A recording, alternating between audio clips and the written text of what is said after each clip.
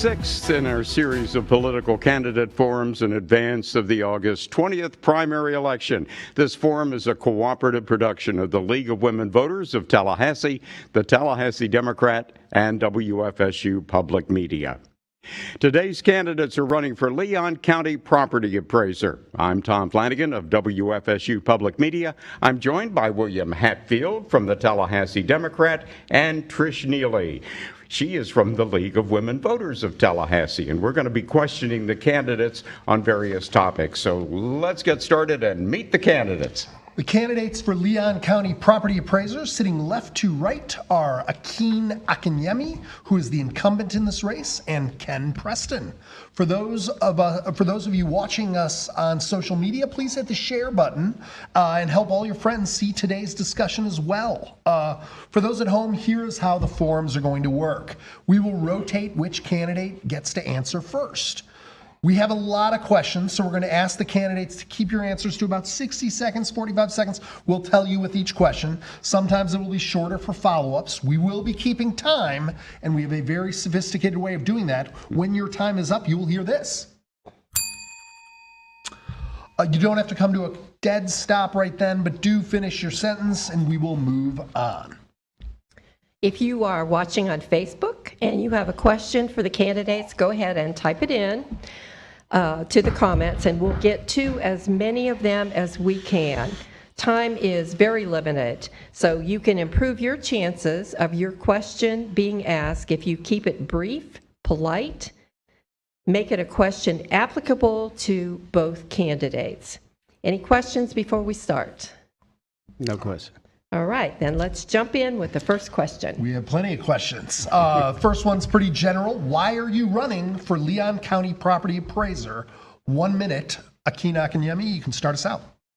Ms. Neely, Mr. Asfield, Mr. Flanagan, thank you, and good morning to you and your listening audience. I am very committed to this community. Since I moved here 38 years ago, I've been involved as a businessman, as a commissioner. When Asfield retired in 2016, I looked very closely, and I know my breadth of experience as an architect, commissioner, and Value Adjustment Board was very, very relevant to this race. You all know how that four-way race went down. I was able to convince people that I'm the best person for the job, and since I've been on this job, I've continued to prove beyond any doubt my ability to do this job. And as you will hear more as we go on, I have so many work yet to be done, and so that's why I'm running for re-election, to continue to finish all the plan that I have for the office. Thank you. Ken Preston, same question. Why are you running? Well, first of all, I'd like to thank you all for taking the time out to allow me to come here today. This is a special thing because the biggest thing is we're able to get back out in the community and let folks hear the voices, hear what's going on in the community, hear what's going on in the property appraiser's office. I think my biggest thing is I can make a big difference in the property appraiser to not only educate the community, to help the community understand the Leon County Property Appraiser's job and duties and concerns, but also make a difference. I've made a difference throughout this community the last 30, 40 years here in Tallahassee, and I want to keep making a difference and improve everything in Leon County we can to help the citizens of Tallahassee. Thank you. Sticking with you, what challenge is unique to the Leon County Property Appraiser's office? 30 seconds, Ken Preston. I think the biggest challenge is making sure that not only we let everyone know the job and the duties of the property appraiser, but to educate the community, educate the public, let them know what exemptions are out there, how we assess properties, how we're not the ones that set the tax rates. And there's a lot of folks that really just doesn't understand that. They think that the property appraiser office is the ones that come up and raise these taxes every year and this and that. Thank you. Akin Akinyemi, same question. I think the biggest challenge is to be able to continue to gather accurate data so that we can fairly and equitably assess properties. At the same time, to listen to concerns of citizens and weigh that in our decision process. Also, the legislature changes quite often, and I'm very active in that process as a past president of association to educate our legislators to stop bad bills and to promote good bills. And once the bill is passed, we have to incorporate it into what we do. Thank you. Mr. Akinyemi, why are you the right candidate for voters, and why is your opponent the wrong choice? 1 minute. Again, I have what I call the broadest of experience. I said this in 2016. My three opponents back then had better depth as far as our president is concerned. But this job is a managerial job. This job is a leadership job. I haven't been the chair of the Value Adjustment Board that listens to complain about appraising. I haven't been a commissioner that sets millage rate. And as an architect that can evaluate property a lot more depth than appraiser does, I felt I was the best candidate. Now, being on the job for 7 years, I've been able to see more the inner workings of our department, and I'm able to not only manage and lead, but to also to motivate and help my staff to be the best that you can. I remember your comment back in 2016 that maybe Akin is the right person for the job because maybe he's a good leader, maybe he's a motivator, he's an innovator. And that proved to be the case, that proved to be the edge in that race. Regarding my opponent, you have to ask him his reasons why he's running, because I think his reasons are ill-defined. Thank you. Mr. Preston, same question. Why are you the right candidate for voters? Why is your opponent the wrong choice? Well, first of all, I think I'm the right candidate because leadership is important. And with over 20 years of experience and supervisory at that office, I think I have the leadership not only to take it to the next level, to make sure that we put a vision together, and not only vision, make sure we have our staff and everyone's on the same sheet of music to do these things. The opponent, he's a nice guy. Architect and some of these other things, I don't know how that adds up to being the property appraiser, but I have nothing to say bad about earning these different degrees, but I think one of the biggest things is leadership and experience, and it matters. Thank you. One last question from me. This is a highly technical position that many people don't understand. Some possibly don't care about. Why should they care? 30 seconds, Mr. Preston. The biggest thing is that a lot of folks who really, the property appraiser's office, a lot of folks just doesn't care about the property appraiser and don't understand. But a lot of that comes from education and being able to get in the community and give them some understanding and knowledge. And without that, a lot of folks wouldn't take this property appraisal office serious. But it makes a big difference for what we bring to the table to give the taxing authorities to make Tallahassee beautiful and keep it looking good. Thank you. Mr. Akinyemi, same question.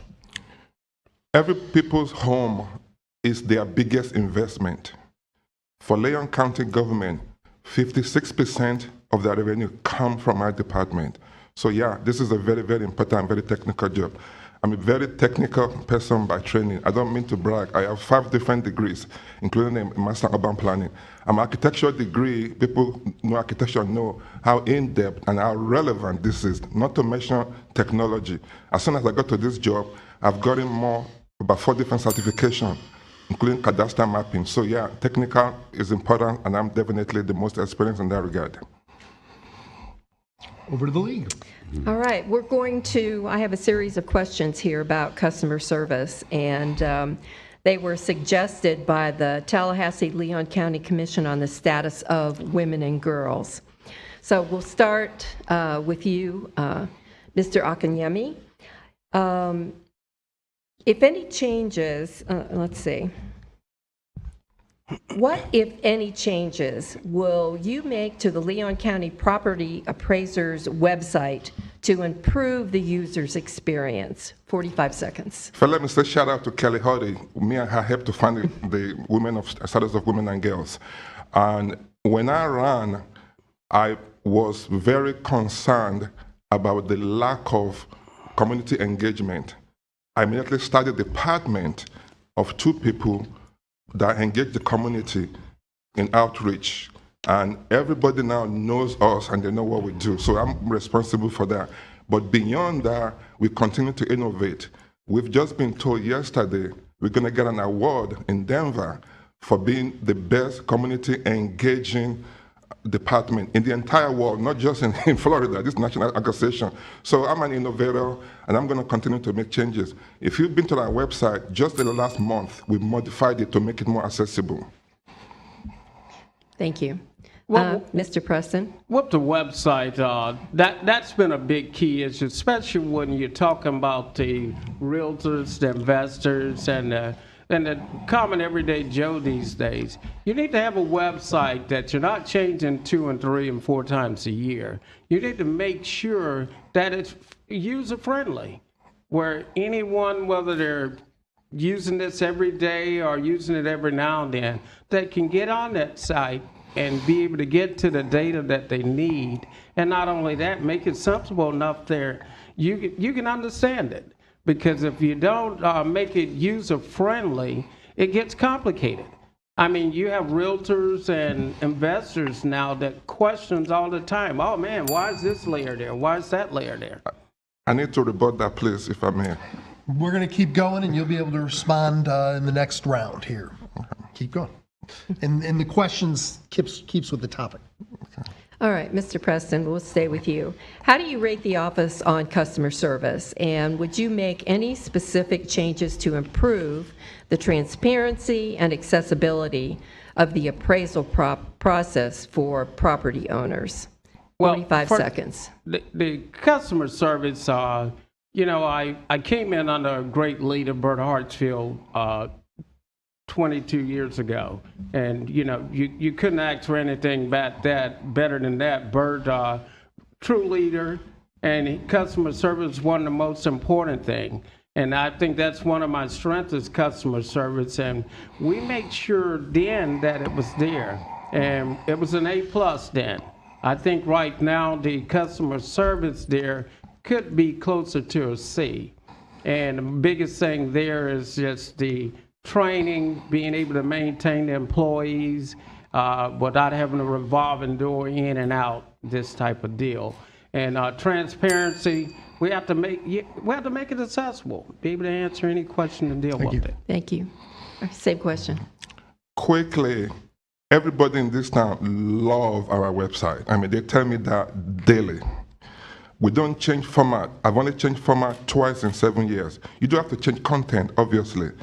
Customer service, like I mentioned, I love Bob Asfield, and I always give him compliment for establishing the highest quality of customer service. But in terms of accessibility, transparency, outreach, I believe I've taken that to a very new level. So no, we've not gone from A to C, we've gone from A to A+. Okay, we'll stay with you, Mr. Akinyemi. As a property appraiser, what's your biggest advice to any homeowner? 30 seconds. Be informed, be educated. Our website is so easy to use. Visit it very often. If you have questions, call us. When you come to your neighborhood for your association or for any event, come and engage us. We have a huge tent that you cannot miss. We have fans that's very useful. We have magnets. So the more you can engage us, the more we're going to be able to help you, not only to be informed, but to also save on your taxes. Mr. Preston, same I think question. the biggest thing with the homeowners, we have to make sure we're able to reach out and connect with the community. One of the biggest things these days in time is when you have homeowners, that's one of their biggest investments. They need to be able to ask the questions, but first of all, we need to start educating them more.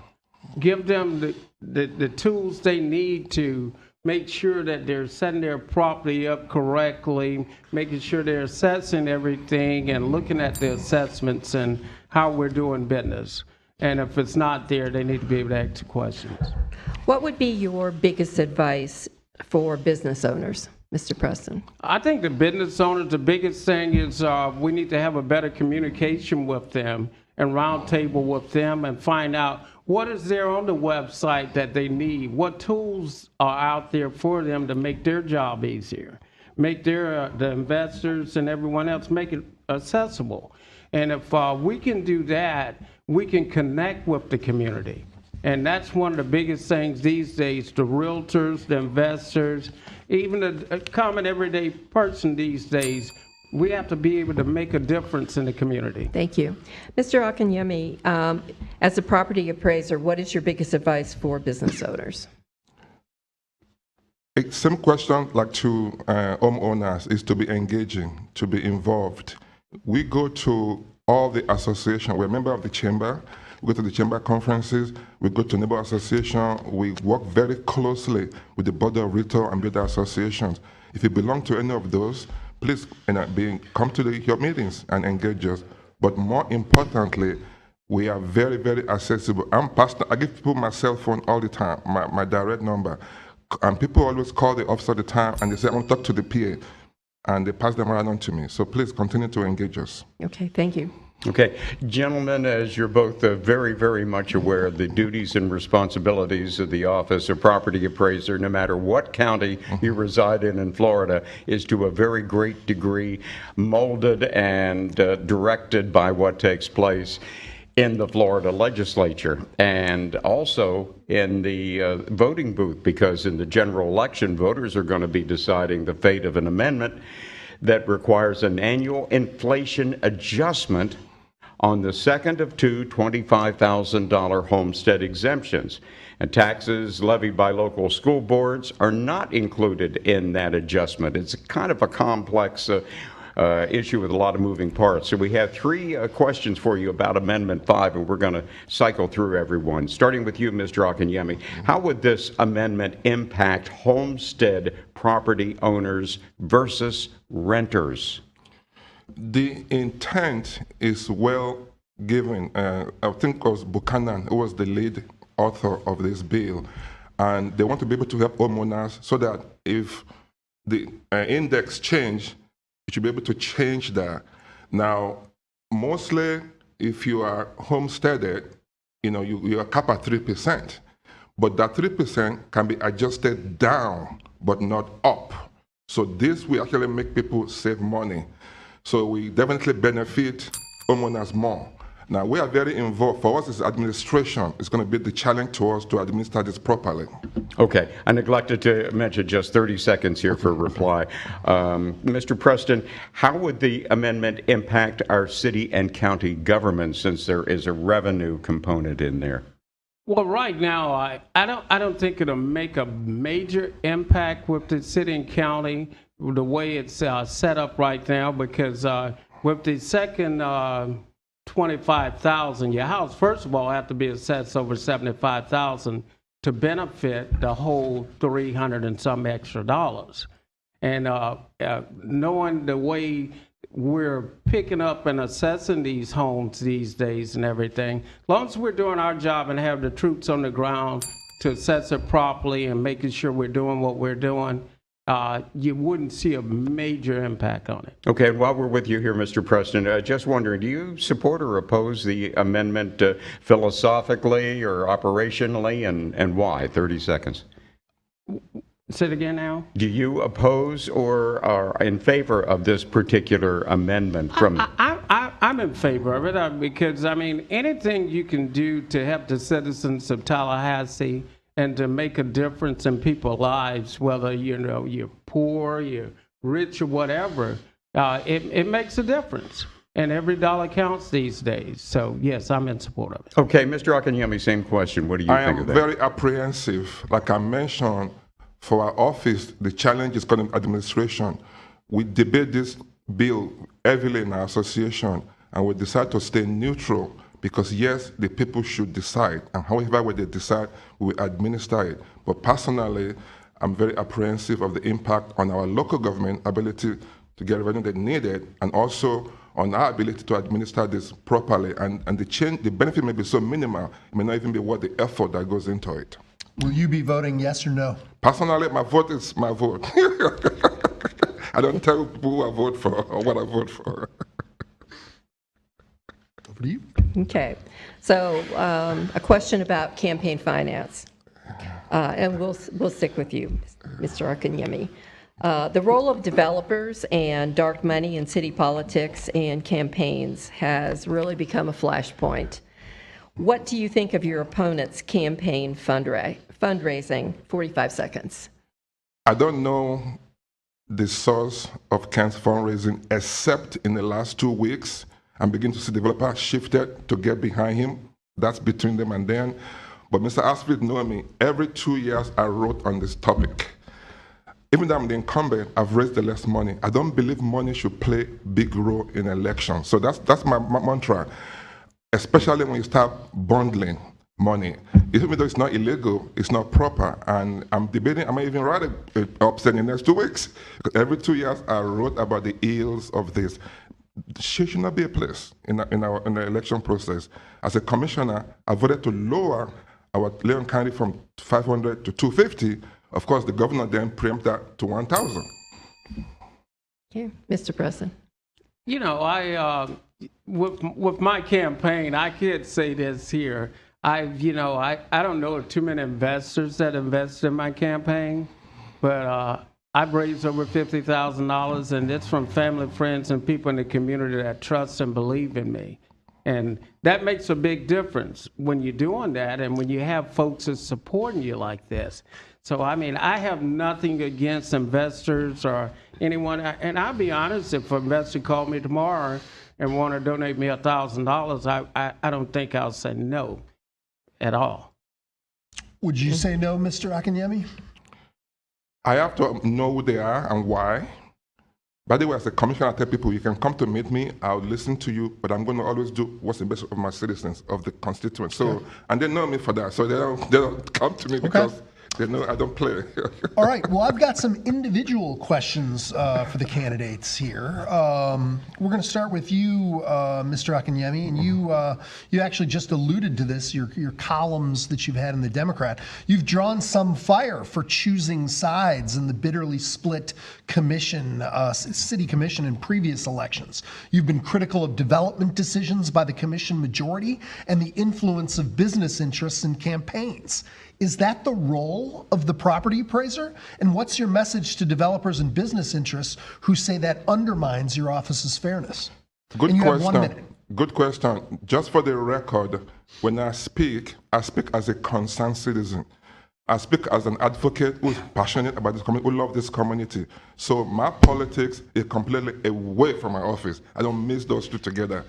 Some people want to silence me, because sometimes for people, they don't like to hear the truth. The truth is hard for them to swallow, and I cannot be silenced. They know me from around for office. I am a planner. I am one of the most educated persons when it comes to urban planning and development planning, not just as an architect, but actually practiced for 25 years, but as a planner, instructor, and a doctorate, all that in that field. So I'm an authority in this area, and I cannot be quiet when I see decisions that were wrong. I cannot be quiet when I see a county going the wrong direction. I know the days when our staff used to write the best decisions and their commissioners to overrule them. Now it seems like they're all in the same steps and taking us in the wrong direction. And for Rico, by losing my election, I would not be silenced. Thank you. Mr. Preston, do you think the property appraiser should be critical of commission decisions on development? No, I think the property appraiser has a role, and they have a job and their duties, and they should be more focused on what it takes to run that office and what the citizen need from the property appraiser. The other things are just could be your personal opinion, but I don't think that the when I become the property appraiser, I'm not going to give you my personal opinion on different things. I'm not going to be out there cheerleading for Tom, Dick, or Harry, because I don't think it's my role as the property appraiser. Thank you. Mr. Akinyemi, one last question for you, a short one. Jeremy Matlow's been a supporter and ally of your campaign. What is one area where you disagree with the city commissioner? Just 30 seconds. Decorum. With what? Decorum. Decorum. And as a friend, we're very close friends. I talk to both Jeremy and Jack all the time. I love them, I admire for their courage, for what they stand for.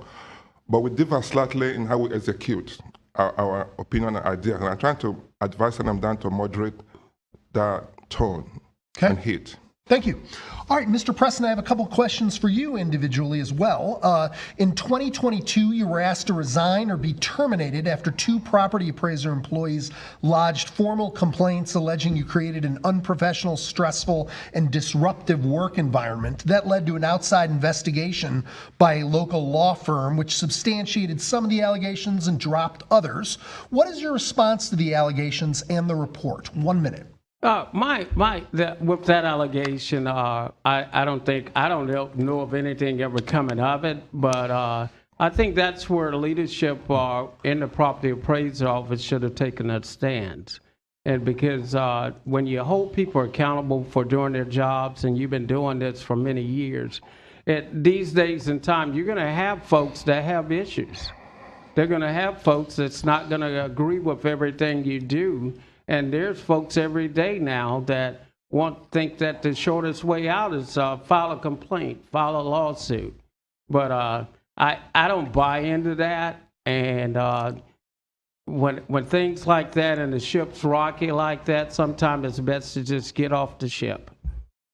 Okay. Mr. Akinyemi, is Mr. Preston's employment history an issue in this campaign? Yes. If you want to be a leader, you have to lead by example. Me and Ken get along very well. I have no personal issue with him. And I did try for like 5 years to save him from himself. You can give people second chances too many times. Eventually, they're going to do themselves in. I mean, you have the full record. And this dated even before my time. And I spent a lot of time intervening, trying to help him, trying to train him to be a leader. I'm the one that made him a supervisor. It was not before my time. But when that report that you read came, I have no choice. There's no way I could keep him on staff and keep decorum and culture. I mean, the level of the accusations, it speaks for itself. I'm not going to get into any specific details. So no, there's no way I could, Mr. Preston, what do you say to those who would see this as a retaliation run? 30 seconds. It's not a retaliation run. I enjoyed my life sitting at home for the last couple of years. And when you get more calls from the outside about making a difference in the community and what they need to assist because they're not getting that from this office or the leadership in this office, that's something you have to concern yourself with. And with me being someone that likes to make a difference in the community, it makes a difference. And I felt that it was time for me to get back in and make a difference in Tallahassee. Thank you. All right, back to questions. Thank you, William. Appreciate that. Since value judgments are really what the property appraiser's office is all about, let's talk about fairness and accuracy of those judgments for just a moment, if we could.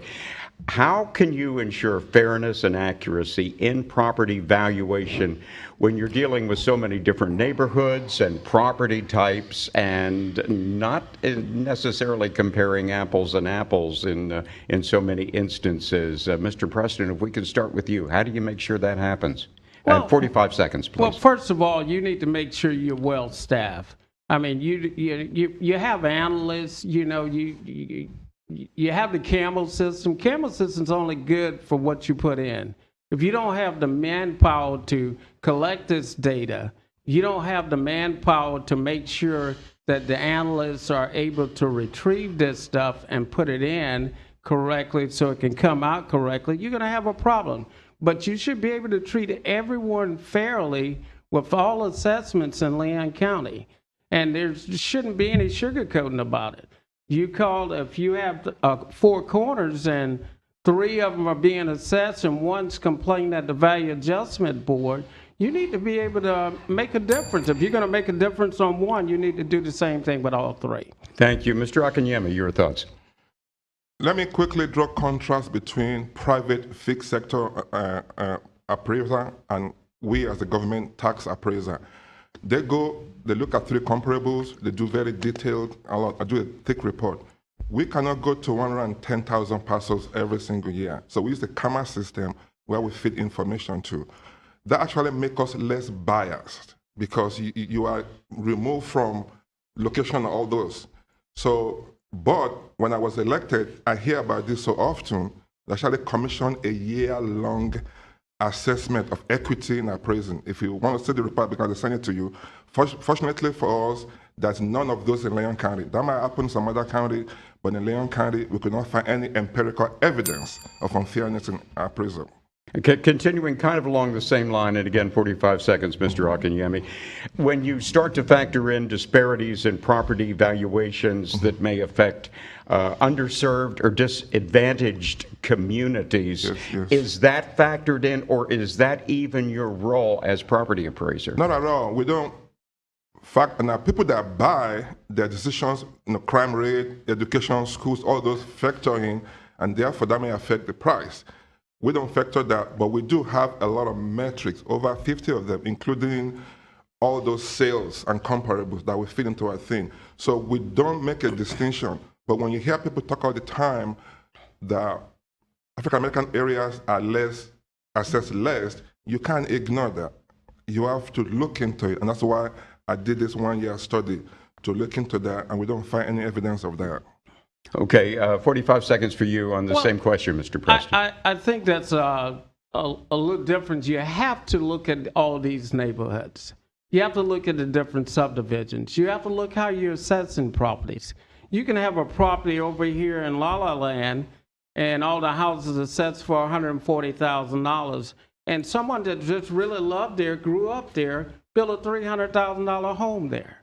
You have to take into factor that, hey, they overbuilt for this neighborhood. You can't compare that market with the same as you're doing in Buckhead or Killearn Lakes or something like that. You really have to do your homework. That's why the analysts and the employees you have to have a good staff to take a look at all of that.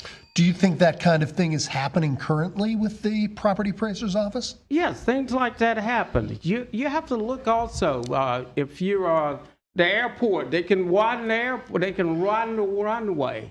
All of a sudden, your house is 20 feet away from the runway now.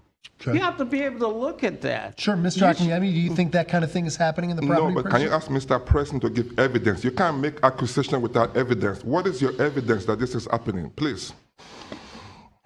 Well, it's easy to do a public record request, and you can pull that evidence once you go out and do your homework. This is just a basic question you asked me, Okay. and it's my opinion on what I've seen in the last 10 Okay. years or whatever. Okay. Okay, while we're with you, though, let's get a specific example on that, Mr. Preston. If you could, a particularly challenging appraisal that you were involved with. What made it challenging, and how did you handle it? Well, when you look at it, I remember back, there was 2 homes out in what you call the Macon subdivision here behind North Florida Christian School. Most of the houses set for $140,000, $160,000. There was a young man, a minister, built a home in there for $450,000. And the thing is, you can't use that you can't pull in and say, well, this is a comp to the one that's out here in Golden Eagle or this other place. You really have to factor in to all the components of what we're going to do with this house. We can't go apples to apples when you're building in a neighborhood like that. Okay, Mr. Akinyemi. Again, Mr. President should know better. We have what they call qualified sales. We have a staff member that look at sales very, very closely. If a sale is not arm's-length transaction, we remove them. We don't use them in the analysis. So please don't give Can you false speak information. to a specific example of a particularly challenging appraisal your office conducted and what made it challenging and how you handled it? Always, we go through VAB. Like I said, I was the chair of that board for 3 years. So I've had this even before I got here. When people don't like our appraiser, we tell them, please come to us. We voluntarily review those. Shopping malls, in particular, are some of those. Okay. So we look at it with them, and then during VAB, a magistrate determines. Okay. All right, so how do you ensure then, starting with you, Mr. Akinyemi, and again, 45 seconds there, how do you make sure that the property appraiser's office operates not just with the highest ethical standards and integrity, but also is able to deal with all of this multiplicity of factors that play into how you evaluate a property? The next thing I'm going to put out there is what they call a ratio. When you do a scatter plot of variations, you can see the outliers. We have a ratio typically 0.85. So you can look at that ratio and you can tell if something is off. By the way, too, we do that in-house, but DOR also check our work just to be sure none of these things happen. Lastly, as a leader, I'm always telling my staff to go and above beyond. Don't just do the basics. If somebody challenges you or asks you a question, listen to them and dig further to find a way to help them. People in the community know me for that. When people call my office, I personally sit down and get involved in discussions of this type of contested properties. Okay, Ken Preston, same question. Would you use the same type of approach, or would you do something differently there? I think I would make sure that I have the manpower to do things different. That's like he was talking about qualified sales. If you have a home and you sell it to your son for $140,000, he's going to say, oh, it's not a qualified sale. But that doesn't automatically mean that they're making adjustments to different things on the board when it's a non-qualified sales. Because if you have 20,000 non-qualified sales and you don't have the manpower, you can't look at each and every property. One quick question. Mr. Preston, you've referred to kind of having the right staff in place. Talk about what your plans would be if elected. Would you be sticking with the same staff, or would you, bring in, your own people? What is your message to the current staffers in the property appraiser's office? 45 seconds. Well, that's a good question. The biggest thing is making sure not only we retain the folks that we have that's able and qualified and able to do the job. And I think over 85 and 90% of the guys there are able to do that. I would retain these folks, but then not only that, I'll make sure that I have enough people to do the job, because this is one job where it takes boots on the ground. What about the other 10%? Other 10%, we would try to get some good training in place for them to see if we can make sure that we can keep them aboard. But sure. if they can't cut the mustard, then we have to do what we have to do. Mr. Akinyemi, would you stick with the same team? I made this commitment in 2016 when I was elected. Other than bringing 2 people in to create the outreach department, I kept everybody. Doug was my opponent, became my best friend. I made him promote me my second in command. So absolutely, we have a good staff, and we're going to continue to work at the same high level of performance. Okay, good. We're going to change pacing here a little bit. We're going to do a quick lightning round. This is a 1-sentence answer. Maybe it's a yes or no question followed by 1 sentence. We don't like run-on sentences. Mr. Preston, we're going to start with you. What is the single biggest thing you've done as a local leader to make your community a better place? One of the biggest things I've done is I've worked with the MLK Foundation. I've worked with the Masonic orders, my churches, and different things. And I've always been approachable and be able to get out in the community to make a difference. Mr. Akinyemi, same question. Single biggest thing you've done as a local leader? Tough one, helping to form Tallahassee of Women and Girls, helping to start the veteran stand down. The list goes on. I've done at least 10 things that have greatly improved this community, and I'm very proud of those. Mr. Akinyemi, what is your most prized endorsement and why? 1 sentence. By the way, no organization has endorsed yet. We're going tomorrow to the Board of Realtor. That's the first organization, so not individuals. I am proud. I have over 40 elected officials from Al Lawson, Lauren Osley, Bud Asfield. Just one. Just the one. All right, thank you.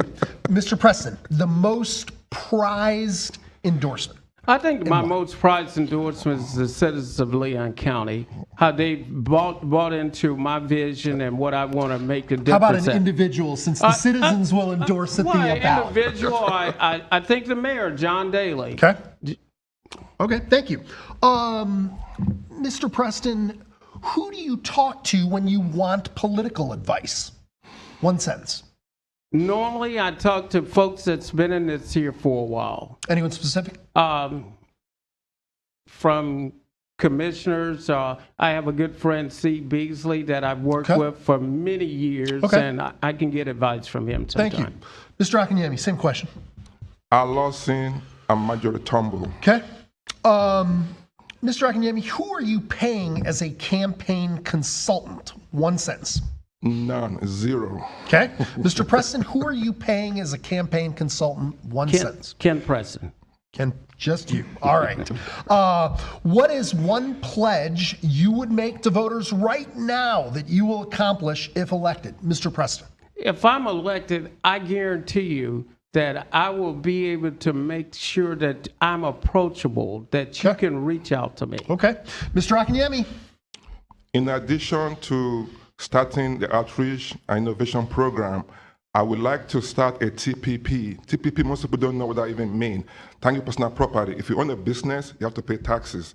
Okay. So I would love to start an online program that people be aware of this and become a model for the state. All right. You guys made it through the lightning round. Moving into back to the normal schedule here. The league's going to take you. So what's an issue the state legislature should address that would affect the property appraiser's office? Mr. Akinyemi. Oh my God, I have a long list. Every year I go before them, and every year I get a law passed. Right now there are 4 bills, one for veterans, one for paraplegic, and one simply to make valuation more transparent. Those 3 didn't pass last year, and I'm at it again to make sure they pass this coming year. Same question, Mr. Preston. I think the biggest thing with the legislators that, from what Akeem said, all that's true, and we have to be mindful of all that. But one of the things we have to watch with the legislators is the city of Tallahassee. It would really be something if they open the doors with the utilities here, where they have outside agencies that could come in and make a difference. And if we're not doing our job as a property appraiser, we'll be behind the 8 ball. Mr. Preston, if elected, what, if any, advocacy role will you take with the Florida legislature? With the legislators, first of all, I would make sure that I play my role as the property appraiser. I will make sure I have what I call mouthpieces. I may have an attorney or representative, different folks that can go in and give my 2 cents, and if needed, I can give them my opinion. But the role that's happening there is the citizens of Tallahassee. They make the call. They make the difference. They're the ones that's going to vote on X, Y, and Z, not the property appraiser. Mr. Akinyemi, what role will you take? I am a past president of our association. I'm currently on the executive committee. I go before them every single year. Most of them I know by name. I have their cell number. I am an active person as an individual, let alone being a PA. I'm only continue to help stop bad bills and help promote good bills. So I will continue to be active with our legislatures. Okay. So property taxes have been brought up a couple times here. What is your response to residents who, are feeling the pinch on property taxes, and they come to you about it? Mr. Akinyemi, 30 seconds. Property tax is a 2 component. The millage rate and the valuation, both 2 together are responsible to make your value.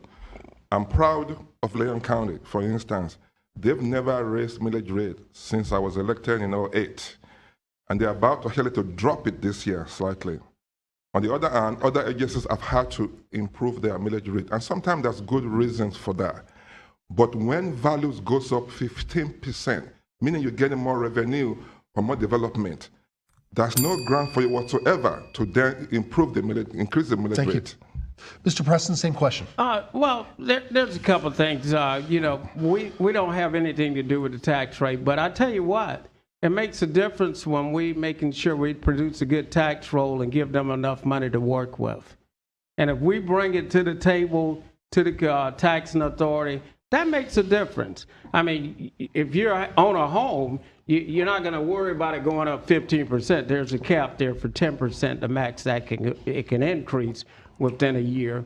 But when the homeowners have a question, we need to have our doors open to be able to talk to them. And Mr. Preston, as the city kind of weighs its millage rate, it looks like at the moment they're looking at sticking to the same. That would still be considered a tax increase under state law because they will be getting more money in.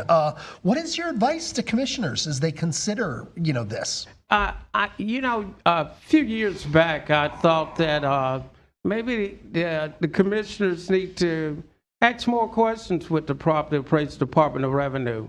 There's so much construction and building going on in Leon County now. Are we really doing our job in picking up all these assessments and making sure that we're bringing? I mean, it's like everyday Joe. If you have more to work with, you can do some things and you can make a difference. Okay, and that's one of the biggest things we need to look at. Mr. Akinyemi, same question. About a decade ago, they passed a bill that's called the rollback rate, meaning it's supposed to make enough money to do what you need to do.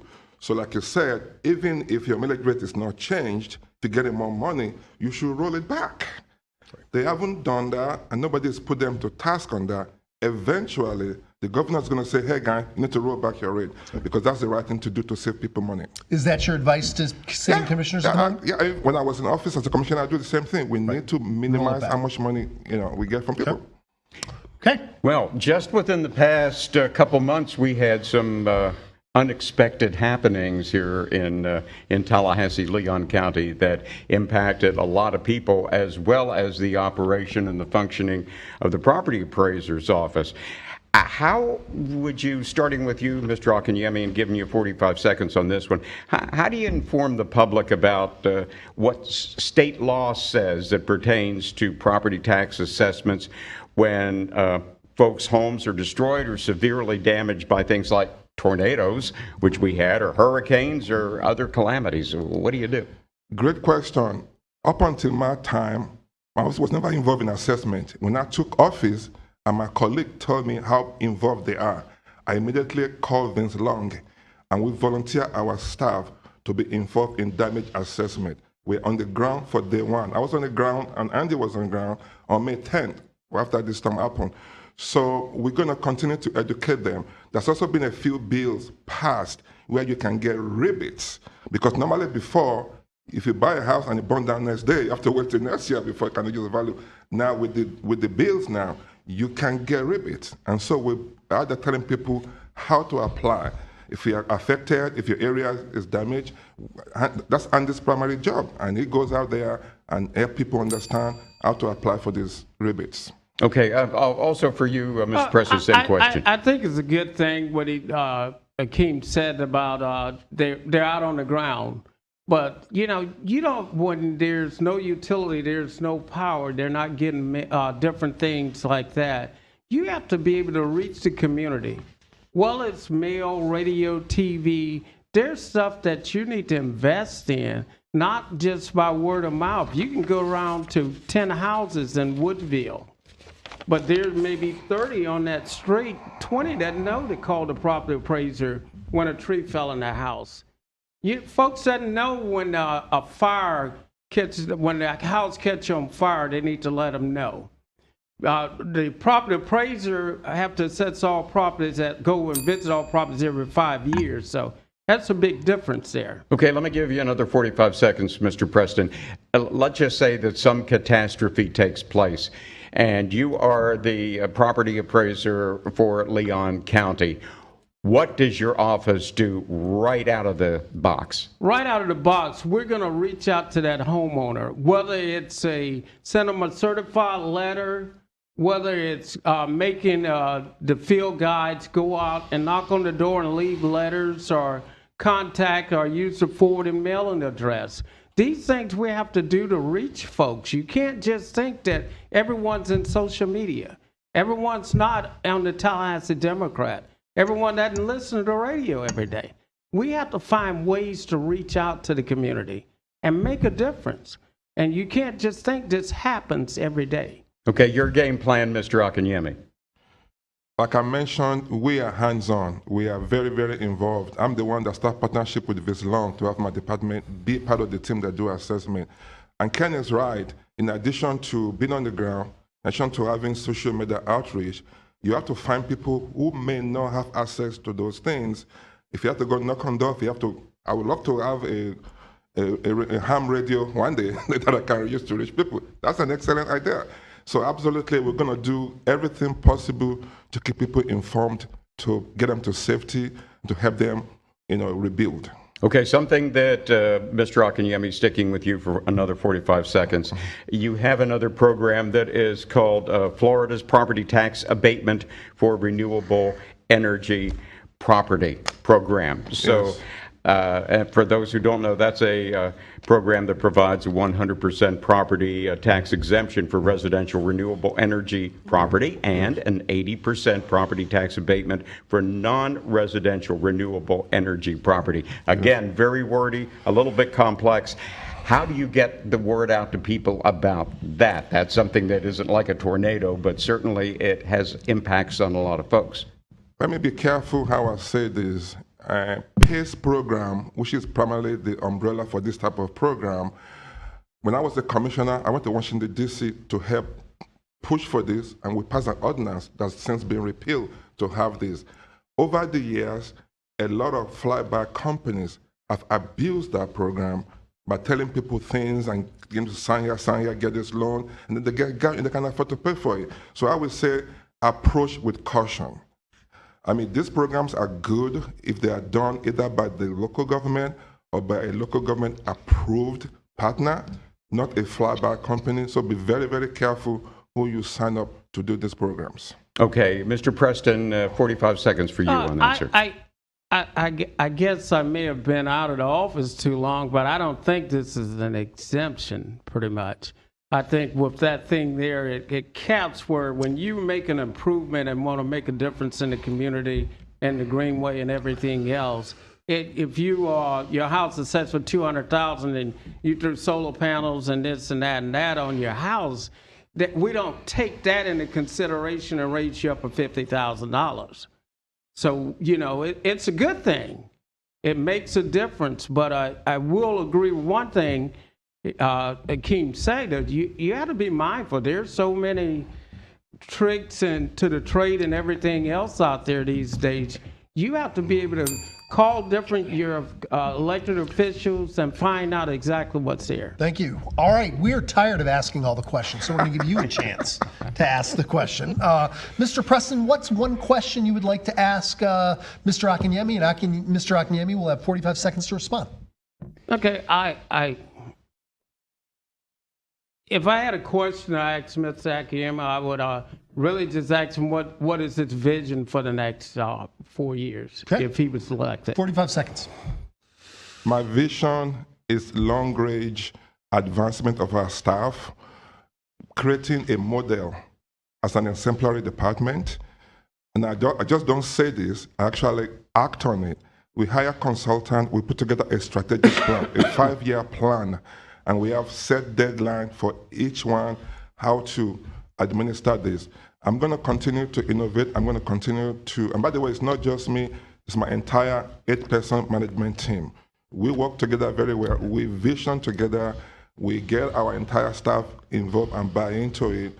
I mentioned TPP earlier as one component I would like to take to a new level. I would love to make our office even more accessible. I would love to be in the community more. So, yes. All right, Mr. Akinyemi, your turn. Yes. You get to ask a question of Mr. Preston, and he has 45 seconds to respond. This is a little bit personal, and I just need to be candid about this. You asked a question earlier, is this a revenge election or not? I can't speak for you, but if you look at what I've done for you in 5 years, one, making you a supervisor, intervening between you and your superiors in all of the issues that you have with them, that I've worked so hard to help you avert that. Unfortunately, I was not aware of the issue between people below you until it brought to my attention. Why in the hell would you run against somebody who's been that kind to you, who has helped you to mitigate all the things you've been through? You know, nobody is perfect. No leader is perfect. And you read the report, you question under oath, you admit to everything you didn't refute them. So why would you run against somebody other than for revenge? I mean, why would you run against somebody with all those things to you? Mr. Preston? I wouldn't have a revenge. I'd have nothing personal against Akeem. Never had any problems with Akeem. I always thought that we were fine and on that aspect and everything.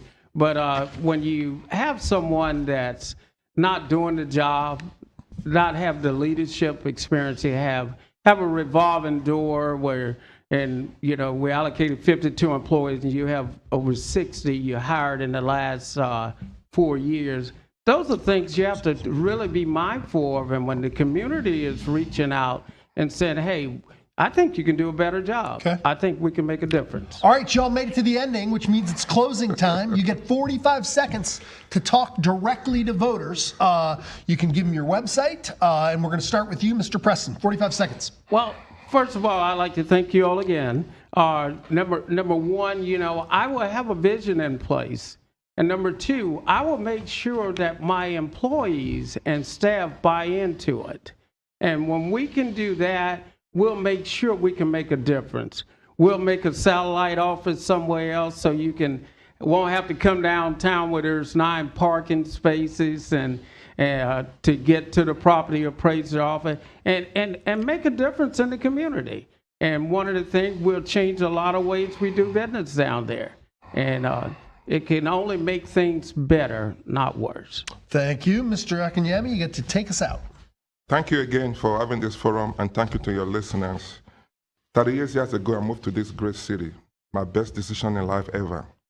2 of my kids were born here. All 3 of my school went to the public school here. Me and my deceased wife volunteer in the school system. I'm blessed to get remarried to my new wife, Eva, who's also very passionate about community. In 2008, you elected me as the first foreign-born commissioner.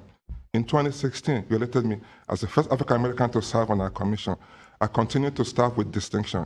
I'm a visionary, I'm a leader, I'm a performer. In just 7 years in office, I have put in so much innovation in place. Just Appraiser, field mobile that saves time, paperless and recycling, 70% of our recycling. Thank you. So on that, I humbly ask for your vote. Thank you. And thank you to the candidates and to our audience for joining the League of Women Voters of Tallahassee, WFSU, and the Tallahassee Democrat for this program. You can find a replay of this forum on our YouTube pages, Tallahassee.com and WFSU.org.